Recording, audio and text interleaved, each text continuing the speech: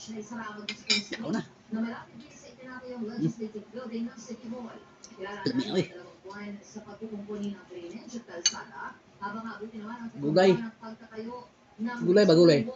Dagdag ni Mayor Gatchalian, pansamantalang maluluyan ang ilang residente sa mga kamag-anak habang ilan ay naghahanap ng malilipatan. Ginamos. Magpapaabot niya ng tulong Lami kayo. sa lokal na pamahalaan sa mga apektadong pamilya. Laoy ba? Laoy. Tulong din sa paghakot ng mga gamit. Samantala ng inspeksyon Tabasa. ng mga building official ang bahay sa lugar para patuloy may naging pinsala ang pagbuo ng lupa. Muling magpupulong ang Tuna. mga City LGU kasama ang mga residente ngayong araw. Ginamos usawan.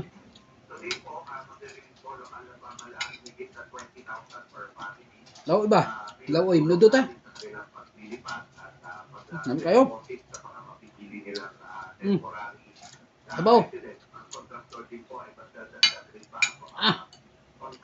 Niya oy. Talong.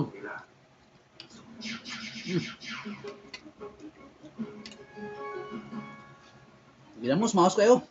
At dito sa headline ngayon, aalamin natin ang lagay ng panahon. Dahil sa pag-iwan ba ng bagyong Alphon, hindi ko tayo tulog-tula dahil lang dito Yung tuta. magugulat ang ating resident meteorologist, si Tito Ariel. No?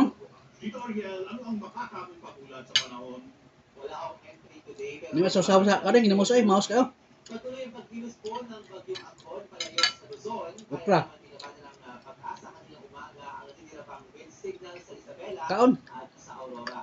Kanina alas 10 ng umaga, ang bagyo ay nasa layong 455 kilometers silangan ng Apari, Cagayan.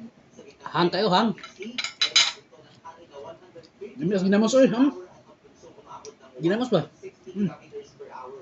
Laut na, laut. Ang bagyo pa northeast sa bilis na 20 kilometers per hour. Sa Dito. Miyerkules ng hapon ng gabi, posibleng makalabas na ang bagyo ng Philippine Area of Responsibility. Wala Sige na po, watching. pong